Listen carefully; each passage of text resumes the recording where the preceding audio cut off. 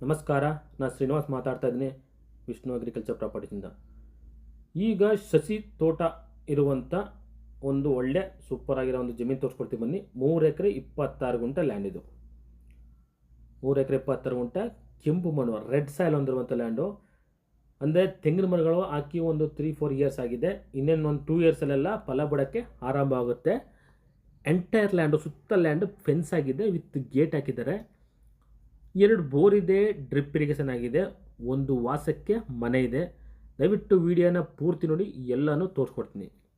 ದಯಮಾಡಿ ಡೀಟೇಲ್ಸ್ ಎಲ್ಲ ಹಾಕಿರ್ತೀನಿ, ಎಲ್ಲ ಕ್ಲಿಯರಾಗಿ ವಿಡಿಯೋ ನೋಡಿ.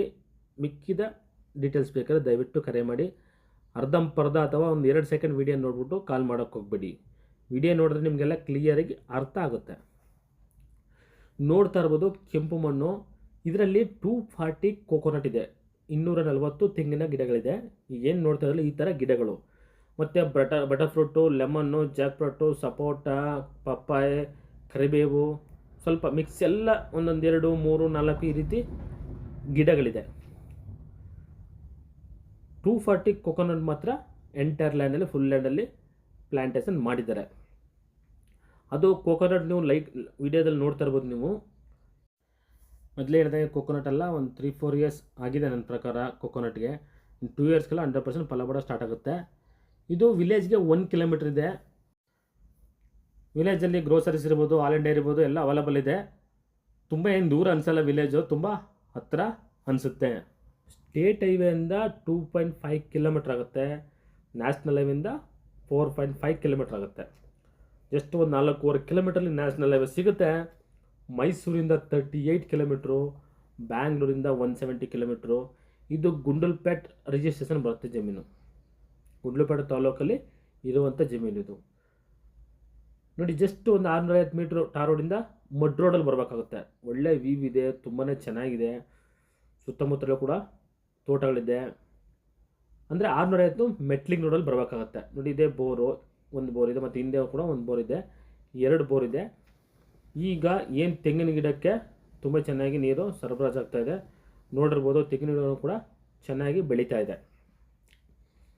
ಇದು ಜನರಲ್ ಪ್ರಾಪರ್ಟಿ.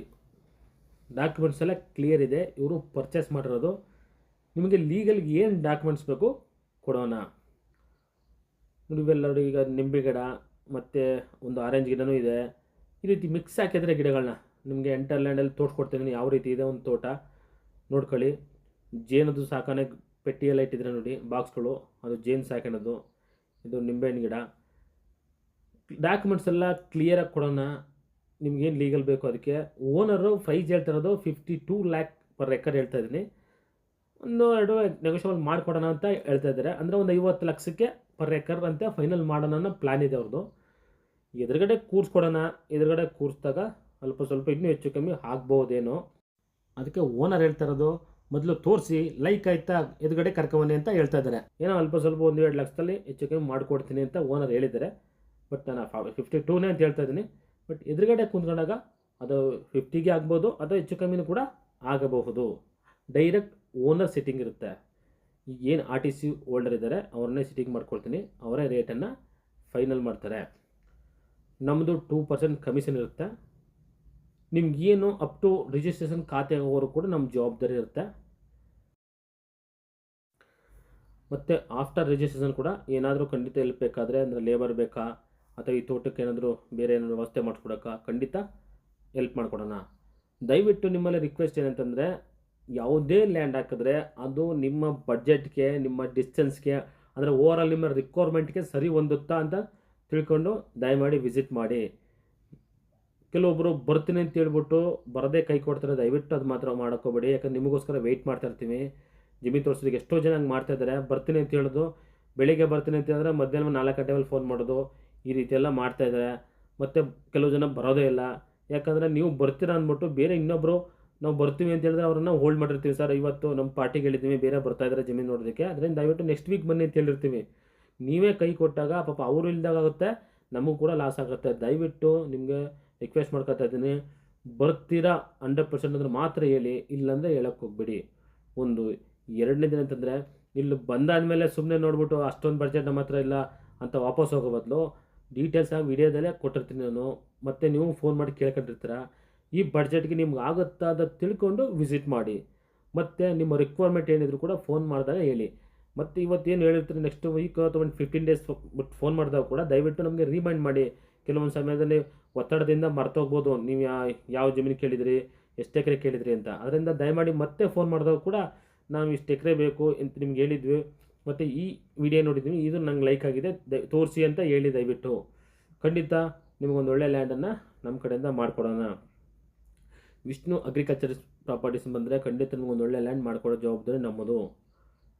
ನಿಮಗೆ 1 ಎಕರೆ ಬೇಕಾ, 2 ಎಕರೆ ಬೇಕಾ, 3 ಎಕರೆ ಬೇಕಾ, 5 ಎಕರೆ ಬೇಕಾ, 10 ಎಕರೆ ಬೇಕಾ, ಸ್ವಲ್ಪ ಸಮಯ ಹಿಡಿಬೋದು. ಖಂಡಿತ ಒಂದು ಒಳ್ಳೆ ಲ್ಯಾಂಡ್ ಮಾಡಿಕೊಡೋಣ. ಆನೆಸ್ಟ್ ಮತ್ತು ಫಾಸ್ಟ್ ಅಂದರೆ ಕ್ಲಿಯರಾಗಿ ಖಂಡಿತ ಮಾಡಿಕೊಡ್ತೇವೆ. ನಮ್ಮ ವಿಷ್ಣು ಅಗ್ರಿಕಲ್ಚರ್ ಪ್ರಾಪರ್ಟೀಸಿಂದ ಮೈಸೂರು ಸೌತ್ ಕಡೆಗೆ ಅಂದರೆ ನಂಜನಗೂಡು, ಗುಂಡ್ಲುಪೇಟೆ, ಚಾಮರಾಜನಗರ, ಬೇಗೂರು, ಉಲ್ಲಳ್ಳಿ ಈ ಏರಿಯಾದಲ್ಲಿ ಮಾತ್ರ ಲ್ಯಾಂಡ್ ಸಿಕ್ಕೋದು, ಬೇರೆ ಎಲ್ಲೂ ಸಿಗೋಲ್ಲ. ದಯವಿಟ್ಟು ಗಮನಿಸಿ. ಮಳವಳ್ಳಿ, ಬನ್ನೂರು, ತುಮಕೂರು, ನಾಗಮಂಗಲ, ನೆಲಮಂಗಲ ಎಲ್ಲೂ ಸಿಗೋಲ್ಲ. ನಮ್ಗೆ ಸಿಗ್ತಿರೋದು ಮೈಸೂರಿಂದ ಸೌತ್ ಕಡೆಗೆ ಮಾತ್ರ. ಅಂದರೆ ಬ್ಯಾಂಗ್ಳೂರವರು ಆದರೆ ಬ್ಯಾಂಗ್ಳೂರಿಂದ ಮಿನಿಮಮ್ ಅಂದರೂ 160, 170 ಕಿಲೋಮೀಟ್ರ್ ಹೋಗ್ಬೇಕಾಗುತ್ತೆ. ಕೆಲವೊಂದು ಸಮಯದಲ್ಲಿ 150ಗೂ ಸಿಗ್ಬೋದು. ಅದರೊಳಗೆ ಅಂತೂ ಸಿಗಲ್ಲ. ಟುವರ್ಡ್ಸ್ ಅಂದರೆ ಬಿಟ್ವೀನ್ ಮೈಸೂರು ಟು ಬ್ಯಾಂಗ್ಳೂರು ಅಂತೂ ಇಲ್ಲವೇ ಇಲ್ಲ. ದಯಮಾಡಿ ಗಮನಿಸಿ. ನಮ್ಮ ಏರಿಯಾ ಈ ಏರಿಯಾ ಮಾತ್ರ. ಖಂಡಿತ ಒಂದೊಳ್ಳೆ ಲ್ಯಾಂಡ್ ಮಾಡ್ಕೊಳ್ಳೋ ಜವಾಬ್ದಾರಿ ನಮ್ಮದು. ಭರವಸೆ ಇಟ್ಟು ಬನ್ನಿ, ಜವಾಬ್ದಾರಿಯುತವಾಗಿ ನಾವು ನಿಂತ್ಕೊಂಡು ಮಾಡಿಕೊಡ್ತೀವಿ. ನೋಡ್ತಾ ಇರ್ಬೋದು ಲ್ಯಾಂಡ್ ಬಗ್ಗೆ ನಿಮ್ಗೆ ಹೇಳಿದೆ. ಎಂಟರ್ ಲ್ಯಾಂಡ್ ಫೆನ್ಸ್ ಆಗಿದೆ, ಮೆಸ್ ಫೆನ್ಸ್ ಆಗಿದೆ. ದಯವಿಟ್ಟು ಇಂಟ್ರೆಸ್ಟ್ ಇರೋರು ಕರೆ ಮಾಡಿ. ಇನ್ನೂ ಹೆಚ್ಚಿನ ಮಾಹಿತಿ ಬೇಕಾದರೂ ಕೂಡ ನೀವು ನನ್ನ ಕಾಂಟ್ಯಾಕ್ಟ್ ಮಾಡ್ಬೋದು. ಯಾರು ನಮಗೆ ಒಂದೊಳ್ಳೆ ಚಿಕ್ಕದಾಗಿ ತೋಟ ಬೇಕು ಅಂತಿದ್ರೆ ಅದಕ್ಕೆ ಸೂಕ್ತವಾಗಿದೆ. 3 ಎಕರೆ 26 ಗುಂಟ ಅಂದರೆ 3.5 ಎಕರೆ ಪ್ಲಸ್ 6 ಗುಂಟ. ಯೋಚನೆ ಮಾಡಿ ಬಡ್ಜೆಟ್ ಯಾವ ಲೆವೆಲ್ ಹೋಗ್ತಿದೆ ಅಂತಂದರೆ ಹತ್ತತ್ರ 1.5 CR ಇದೆ. ಆದ್ದರಿಂದ 1.7 CR ಹತ್ತಿರ ಬರುತ್ತೆ. ಆ ಬಡ್ಜೆಟ್ ನಿಮ್ಗೆ ಆಗುತ್ತೆ, ಯೋಚನೆ ಮಾಡಿ. ಆಗುತ್ತೆ ಅಂದರೆ ಖಂಡಿತ ಬನ್ನಿ ತೋರಿಸ್ಕೊಡೋಣ. ಒಂದು ವಾಸಕ್ಕೂ ಕೂಡ ಸೀಟ್ ಮನೆ ಇದೆ ನೋಡಿ, ಅಲ್ಲಿ ಕಾಣ್ತಾ ಇದೆಯಲ್ಲ ಅದೇ ಮನೆ. ಆ ಮನೆಯೂ ಕೂಡ ಒಳಗಡೆ ತೋರಿಸ್ಕೊಡ್ತೀನಿ, ಬನ್ನಿ ಹೇಗಿದೆ ಅಂತ. ಅದು ಕೂಡ ಇನ್ನೂ ಒಂದು ಮಾಡ್ರನ್ಗೆ ಕಟ್ಟಿದ್ದಾರೆ, ಅಂಥದ್ದೇನು ಲಾಸ್ ಇಲ್ಲ. ಆರಾಮಾಗಿ ಒಂದು ಫ್ಯಾಮಿಲಿ ವಾಸ ಮಾಡ್ಬೋದು. ಓನರ್ ವಾಸ ಮಾಡ್ಬೋದು, ಇಲ್ಲ ಲೇಬರ್ಗಾರು ಬಿಡ್ಬೋದು. ಆ ರೀತಿ ಇದೆ. ಒಂದು ಸುಮ್ಮನೆ ಸೆಲ್ಫ್ಗೆ ಕಿಚನ್ಗೆ ಒಂದು ಸೆಲ್ಫ್ ಮಾಡಿದ್ದಾರೆ.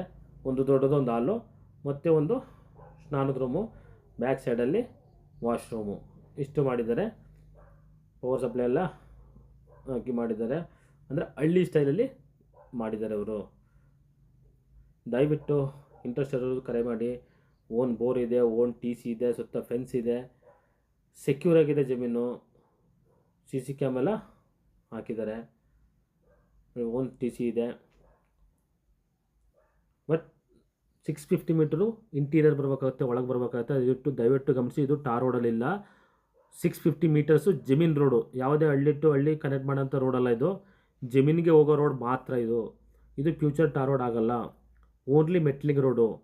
650 ಮೀಟ್ರು ಮತ್ತು ವಿಲೇಜು 1 ಕಿಲೋಮೀಟ್ರಲ್ಲಿ ವಿಲೇಜ್ ಸಿಗುತ್ತೆ. ಈ ಜಮೀನಿಗೆ 1 ಕಿಲೋಮೀಟ್ರು ಡಿಸ್ಟೆನ್ಸ್ ಇದೆ. ದಯಮಾಡಿ ಇಂಟ್ರೆಸ್ಟ್ ಇದ್ದವರು ಕರೆ ಮಾಡಿ. ಹೆಚ್ಚಿನ ಮಾಹಿತಿಗೆ ನಮ್ಮ ಚಾನಲ್ನ ಸಬ್ಸ್ಕ್ರೈಬ್ ಮಾಡಿ. ನಮಸ್ಕಾರ. Thanks for watching. ಧನ್ಯವಾದಗಳು.